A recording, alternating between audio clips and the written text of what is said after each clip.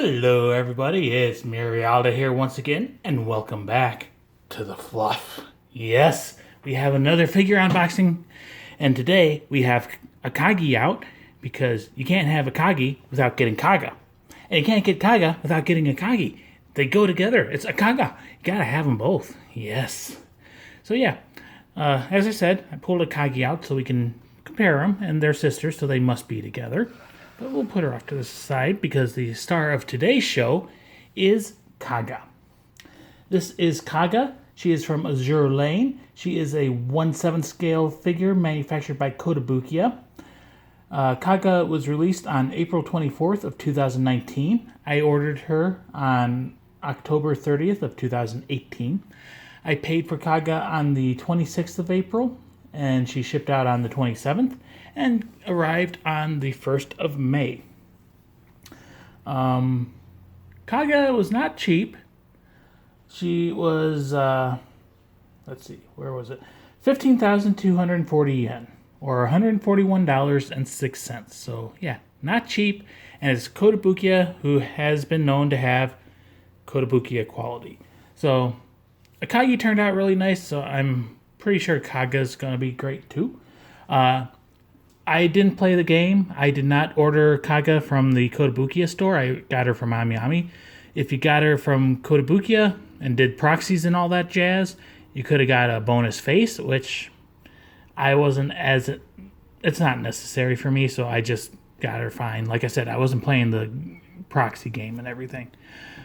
So there she is, the front of her box. And this box is absurdly large, and looking at it, it definitely does not need to be this big. But, oh well, she's safe.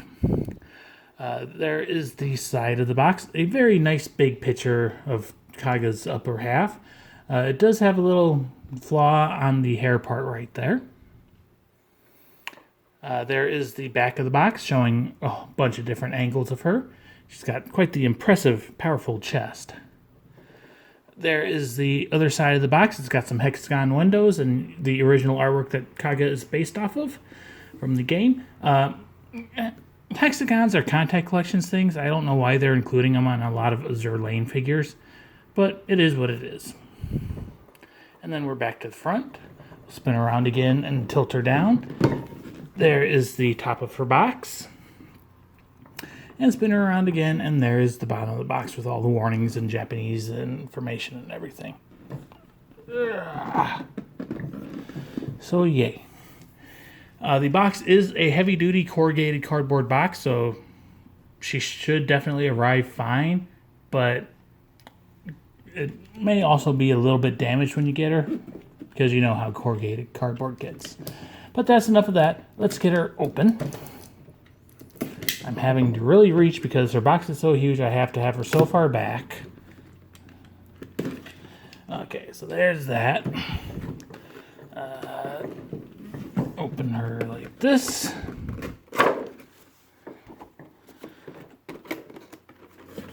It's definitely heavy-duty cardboard. Pull her out.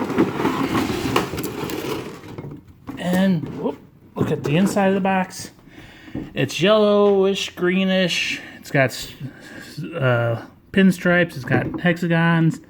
It's the inside of a box. Nothing super special or anything like that. And there is Kaga in her blister packaging. So there she is from the front. We can scoot her forward a little bit now. There she is from the side. And there she is from the back. She's got multiple blisters. And there she is from the other side. So her instructions are on the bottom. So we'll get those off first. And take a look at them. Does appear to only be the one sheet, so I'm not even going to open it. So, hey, Kotobukiya actually included English in the instructions? Wow. So there's that. I doubt we'll really need them, but you never know. Keep them handy if you're not familiar with figures. Try to get this lower blister, accessory blister out first.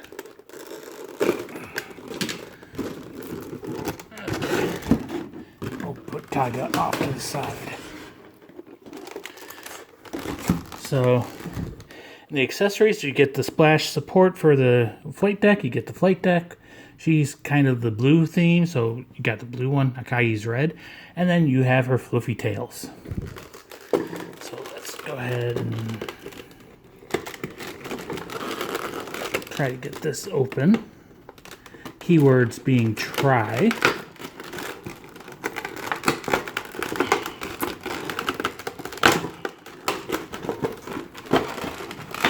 And make as much noise as possible while we do it too.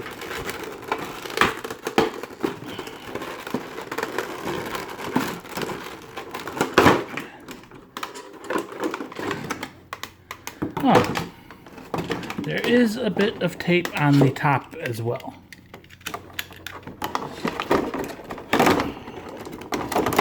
There we go. Sorry about all the ruckus. We'll look at the most important thing first. Whoops. Her tails. They, like Akagi's, they are quite heavy. So they're almost a grayish color. And they fade to translucent tips. But yeah, very heavy. She's got quite the large peg that goes into her back. It's got a metal support rod in there. So it should be held on pretty securely. They do have a pretty glossy finish to them. Nice and smooth. Looks pretty good. And if we count, 1, 2, 3, 4, 5, 6, 7, 8, 9 tails. Yes, they accurately put all 9 of her tails on. Next, we'll pull out the support splash. So this is supposed to be like a exploding shell in water. It splashes up. I think it looks a little strange how thin it is, but it is what it is. I do like how it is the dark blue on the bottom and top, and the inside, the middle is kind of transparent. And again, it does have a couple metal support pegs. And then the other accessory in here, we have her flight deck. So it's like Akagi's, it's kind of flaming. It's magical and everything. Got nice runway lines painted on it, you know, nice, sharp, and clean. Probably silk screened or pad printed or whatever. You got the peg hole for her tail, and you got where the support pegs into it. And it is quite large. So there is that blister. Next, we have the main blister with the main figure. And it completely envelops my turntable. So, yeah.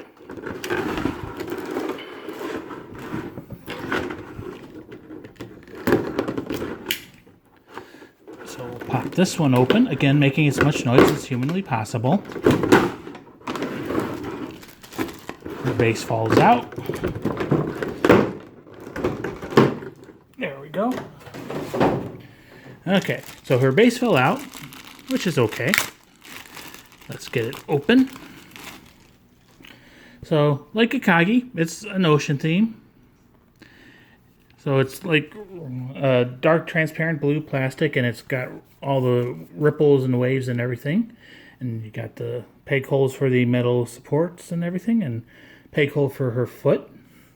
So Akagi's was different. Hers, there was a little protrusion, and I think maybe even a metal peg. So not sure if Kaga's going to be as secure. It also appears to have like some scratches or dust or something on it. Maybe like fingerprints. I don't know. Might just be the way the light's hitting it too. So next we have the main figure herself, Kaga. Lots and lots of plastic on her. Let's set her down for the moment and get some of this stuff out of the way. So she's got some plastic around her hands too, and around her mask. Her planes are attached to her hand. So they have definitely made some changes. It does look like there might be a metal peg in there, like buried inside the foot support there. The important angle, they are white, quite well sculpted and everything. There is Kaga's face and her nice chest, her fox mask and everything. Back is done quite nicely. I'm just debating when I should start putting her together, because I should start putting her together, but I want to show off everything first. She's got the ribbons going around her back, and they have a golden tassel on them. Paint-wise, so far, everything looks clean. Looks a little bit better than the standard Kotobukiya quality, but not perfect, but overall, definitely acceptable. I'm not going to complain about her price or anything like that. I'm not really seeing any, like, bleeding or anything like that. It's just a little on the maybe rough side. There's a little mark right there. A couple beads of sweat from my forehead. There's her floofy ears. And yeah. Let's see. Her head comes off. Now, what I'm doing now is not necessary for me, since I didn't get her bonus faceplate. But if you did, her head comes off. Set her down. And look at the layered hair. I really like when they do all this layered hair. It looks really good. It adds to the figure. So anyways, the head's off. You can then work the fringe off. It's going to be quite tight. And as I said, for me, not necessary, but this is for you if you decide to get the bonus face.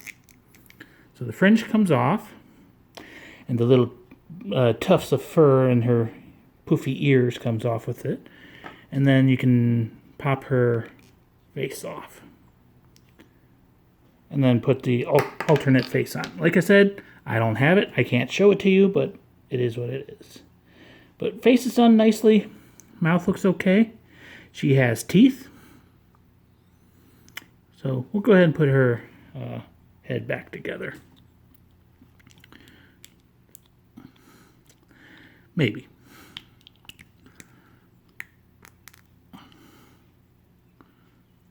Come on. It came off so easy.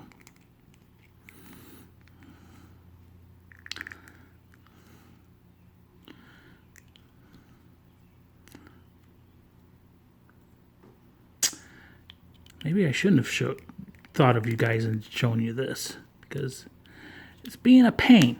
There we go. That's better. That's on. And then you can put her fringe back on. And the seam line from the fringe isn't that bad or anything. So she's well done. Let's see. While we've got her like this, I'm going to go ahead and take the camera out of the stand and show you some close-ups, because it'll probably be easier to do now. There is the Sakura Empire emblem. She's got a nice pleated blue skirt. Again, white undies. Boots look pretty good. Got nice toes in them. And the inside of the cape coattails is nice and blue. You got the metal on the one end and nothing on the other end. And overall, yeah, I think looks really good. So now I'll put you away, and we'll get her together, and we'll get her on display and show the sisters together. Autofocus. And again, I'm sorry if the lighting's not the absolute best. It is what it is. It's the problem with doing these videos when you come home from work and there's not a lot of sunlight and it's rainy and everything. So we'll put her tails in first. So the hole is keyed. You can see in the bottom there's this little notch, and that'll line up with the little notch on the bottom of her tail peg. So I have heard this is a very tight fit, and I will attest to that fact. It is a very tight fit. It's hard to get in, but once it's in, it should definitely be a very secure fit. Good enough for now. Next, I will put her in the base. There we go. If you push it down, it does squeeze in a bit and holds on. I did watch another YouTuber unbox her ahead of time. Damn, people getting their figures before me. And he had her foot never really fully attached like that. Is that the right way? Yeah. Again, this whole bottom hole is keyed as well, so you can only put it in one way.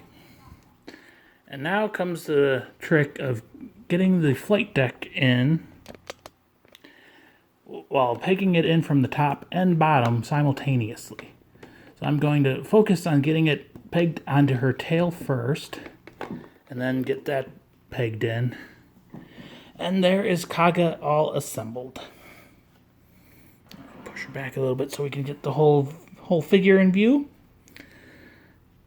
So, just looking at her right now, one thing I do notice, you being low, it looks really good. Me being a bit higher than you, she does have a downward gaze. So if you like looking at figures' faces, you're going to want to put her on a high shelf. I would say eye level or above if possible. And her quality, she's good. She's a Floof. She deserves to be up high.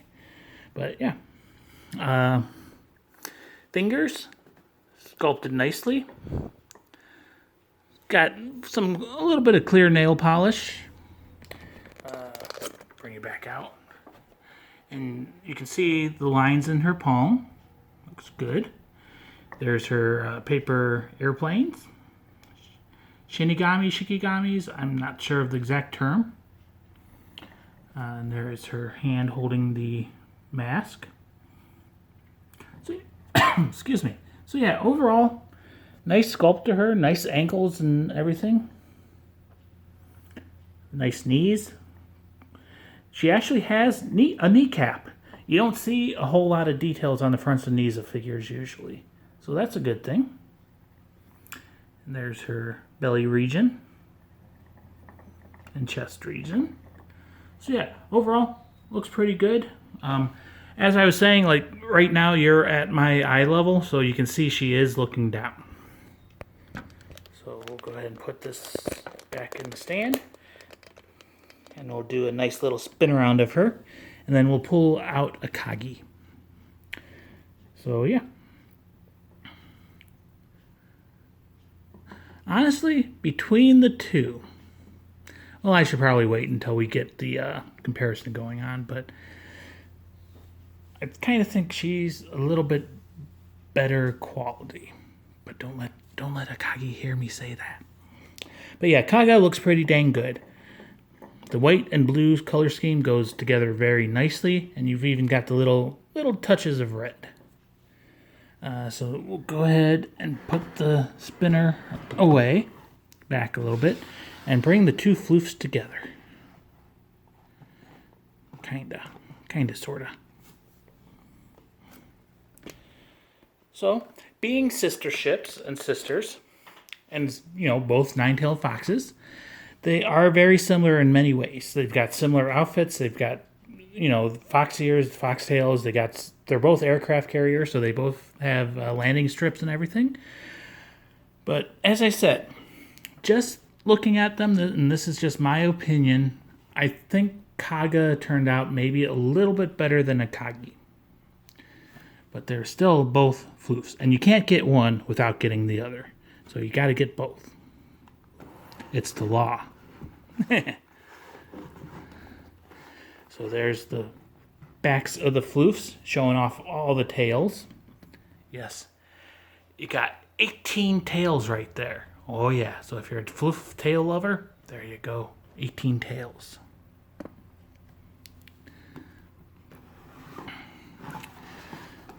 So now, let's maybe move them like this for a different display option. So it's really, they go together nicely both ways.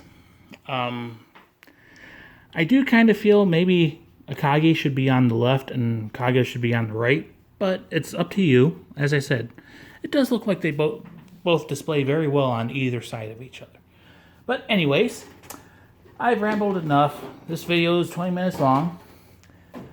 This is the star of the show, Kaga. It's Kaga. She is from Azur Lane. She is a 1/7 scale figure manufactured by Kotobukiya. She was released on April 24th of 2019. She's not cheap. I paid 15,240 yen, brand new at AmiAmi. I did not buy her from Kotobukiya, so I did not get the bonus face. And US dollar wise, $141.06. My fleet is coming together nicely. I hope everyone enjoyed. Praise Floof. I'm out. Bye-bye.